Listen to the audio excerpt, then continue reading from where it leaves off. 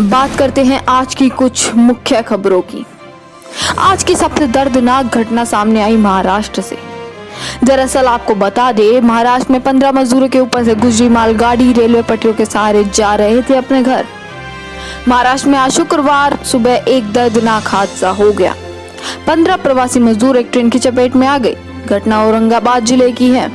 सभी मजदूर पटरी के सहारे जालना से भुसावल की ओर पैदल अपने घर जा रहे थे। थकान की वजह से सभी मजदूर पटरी पर ही लेट गए। सुबह 5:15 बजे एक ट्रेन वहां से गुजरी। मजदूरों को संभलने का मौका भी नहीं मिला और सभी ट्रेन की चपेट में आ गए। रेलवे अधिकारियों ने घटना की पुष्टि की है। विदेश में फंसे भारतीयों को वंदे भारत मिशन के तहत केरल लेकर पहुंची पहली फ्लाइट। आपको बता दें, कोरोना वायरस की वजह से देश में जारी लॉकडाउन के कारण विदेश में फंसे भारतीयों को वापस लाने का अभियान शुरू किया जा चुका है। सरकार ने इसे वंदे भारत मिशन नाम दिया है। वंदे भारत मिशन के तहत अबू धाबी और दुबई से 363 भारतीय आज वापस स्वदेश लाए गए। दोनों विशेष उड़ानें गुरुवार रात केरल में लैंड हुई। बता दें कि बीते मंगलवार को कोरोना वायरस की महामारी के कारण अन्य देशों में फंसे भारतीयों को वापस लाने के लिए भारत सरकार ने एक बड़ी योजना तैयार की थी। इसके तहत विदेशों में फंसे 14,800 लोगों को वापस लाने के लिए आने वाले सप्ताह तक कम से कम 64 फ्लाइट संचालित की जाएंगी। इनमें से अधिकांश उड़ानें एयर इंडिया द्वारा संचालित की जाएंगी। विजाग में गैस लीक की दुर्घटना के बाद सुरक्षा मानकों के उल्लंघन के लिए कार्रवाई किए जाने की मांग। आंध्र प्रदेश के विशाखापट्टनम में एक केमिकल प्लांट में गैस लीक की दुर्घटना के बाद अब इस मामले में सुरक्षा मानकों को लेकर जांच किए जाने की मांग की जा रही है। साथ ही इस बात पर भी सवाल उठ रहे हैं कि क्या इस केमिकल यूनिट को दोबारा शुरू किए जाने से पहले एहतियात बरती गई थी। गैस लीक की दुर्घटना में 10 लोगों की जान जा चुकी है और 1000 लोग इससे बीमार पड़ चुके हैं। इस केमिकल दुर्घटना के चलते 200 लोगों को अस्पताल में भर्ती कराया गया है। बता दें, आंध्र प्रदेश के उद्योग मंत्री एमजी रेड्डी ने कहा कि एलजी पॉलीमार इंडिया प्राइवेट लिमिटेड के प्रबंधन को बताना होगा कि यह गैस लीक की दुर्घटना कैसे हुई और किस तरह के मानकों का पालन किया गया था। जिन लोगों ने मानकों का उल्लंघन किया है उनके खिलाफ आपराधिक मुकदमा दर्ज किया जाएगा और कार्रवाई की जाएगी। बता दें कि जहरीली गैस एलजी पॉलीमार प्लांट से निकली है, जो पिछले 40 दिनों से बंद था। बिना सावधानी बरते इस प्लांट को दोबारा शुरू किया गया था। रात 2:30 बजे के आसपास प्लांट के आसपास रहने वाले लोगों ने गैस को महसूस किया और आंखों में जलन और सांस लेने में दिक्कत की शिकायत की। अन्य मुख्य खबर दिल्ली से है। दिल्ली में शराब बिक्री के लिए केजरीवाल सरकार ने की नई व्यवस्था। अब मिलेगा ऑनलाइन टोकन। देश में जारी लॉकडाउन के बीच शराब की दुकानों पर उमड़ी भीड़ को नियंत्रित करने के लिए दिल्ली की केजरीवाल सरकार ने नया रास्ता निकाला है। दिल्ली सरकार ने इन समस्याओं के समाधान को मद्देनजर ई कूपन सिस्टम से शराब बिक्री कराने का फैसला लिया है, ताकि दुकानों पर सोशल डिस्टेंसिंग का पालन कराया जा सके और कोरोना के फैलाव को रोका जा सके।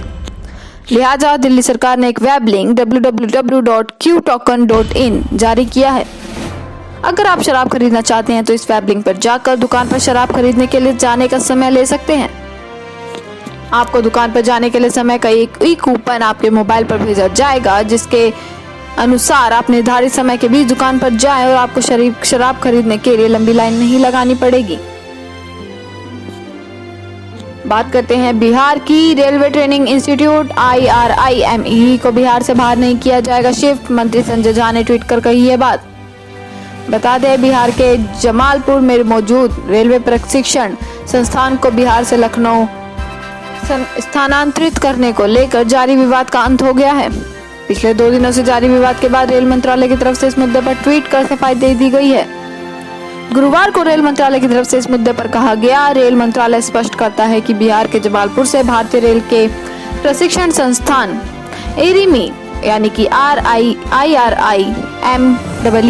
को लखनऊ स्थानांतरित करने की कोई योजना नहीं है। इस आशय का कोई भी दावा गलत और भ्रामक है और इसके लिए रेल मंत्रालय की मंजूरी नहीं। जिसके बाद बिहार सरकार में मंत्री संजय झा ने ट्वीट कर रेल मंत्रालय को धन्यवाद कहा है। बिग बॉस कंटेस्टेंट ने गिनवाए सरकार के पास 67,000 करोड़ रुपए। बोले पीएम नए बंगले दफ्तर पर पैसा खर्च। बता दें कि बिग बॉस के पूर्व कंटेस्टेंट तहसीन पूनावाला ने ट्वीट में लिखा, भारत को वर्ल्ड बैंक से 7,000 करोड़ रुपए, ADB से 15,000 करोड़ रुपए, IMF से 30,000 करोड़ रुपए, जबकि PM केयर फंड में 15,000 करोड़ रुपए हैं। माननीय प्रधानमंत्री को पारदर्शिता दिखानी चाहिए और विजाग गैस लीक पीड़ितों के मदद के लिए इस्तेमाल करना चाहिए। तहसीन पूनावाला ने एक और ट्वीट किया, विजाग ट्रेजेडी और कोविड-19 से जंग के मद्देनजर मैं उम्मीद करता हूं कि पीएम श्री मोदी जी अपने लिए नए बंगले, दफ्तर और हवाई जहाज पर पैसा खर्च नहीं करेंगे, बल्कि कोविड वायरस मरीजों और विशाखापट्टनम के लोगों की मदद करेंगे। वहीं बात करते हैं मौलाना साद की। तबलीगी जमात प्रमुख मौलाना साद पर कसा शिकंजा, पेटे से पूछताछ, पैसों का हेरफेर करने के आरोपी करीबियों को ईडी का नोटिस। बता दें, तबलीगी जमात के प्रमुख मौलाना साद के खिलाफ दिल्ली पुलिस की क्राइम ब्रांच ने शिकंजा कसना शुरू कर दिया है। क्राइम ब्रांच ने मंगलवार को मौलाना साद के बेटे सईद से 2 घंटे तक की पूछताछ की। बताया जा रहा है कि मौलाना साद के सारे कामकाज उसका यह बेटा ही देखता है। इसके अलावा प्रवर्तन निदेशालय यानी कि ईडी ने भी मौलाना साद के 2 खास लोगों को नोटिस जारी किए। कोरोना वायरस के इलाज के लिए जापान ने एंटीवायरल दवा रेमडेसिविर को मंजूरी दी।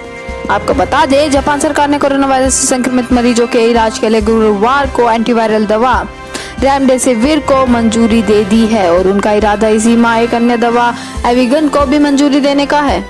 जापान इस घोषणा के साथ अमेरिका के बाद इस दवा को मंजूरी देने वाला दुनिया का दूसरा मुल्क बन गया है। अमेरिकी अधिकारियों ने कोविड-19 के गंभीर मामलों में रेमडेसिविर के आपातकालीन इस्तेमाल को शुक्रवार को मंजूरी दे दी थी। जापान के स्वास्थ्य, श्रम तथा कल्याण मंत्रालय के अधिकारी ने कहा, रेमडेसिविर को खास तौर से उठाए गए कदमों के तहत मंजूरी दी गई है। अधिकारी ने समाचार एजेंसी AFP से कहा, कोरोना वायरस के मरीजों के इलाज के लिए हमारे देश की तरफ से दी गई यह पहली मंजूरी है। तो यह थी आज की कुछ चर्चित खबरें। दुनिया भर की तमाम खबरों को जानने के लिए चैनल को सब्सक्राइब करें, वीडियो को लाइक जरूर करें। बहुत बहुत शुक्रिया।